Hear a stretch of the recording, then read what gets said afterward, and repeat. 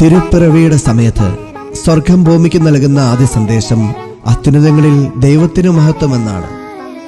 മനുഷ്യാവതാരം എന്ന സംഭവം മുൻഗണനാ ക്രമത്തിൽ ആദ്യം ദൈവത്തിനു മഹത്വം നൽകുന്ന സംഭവമാണ്. ദൈവം മഹത്വമേറിയത് എന്തോ ചെയ്തിരിക്കുന്നു. അതിനാൽ നാം ദൈവത്തിന് സ്തുതിയും നന്ദിയും ആരാധനയും അർപ്പിക്കണം. അതിന് മാതൃക നൽകുകയാണ് വാനവദൂതന്മാർ.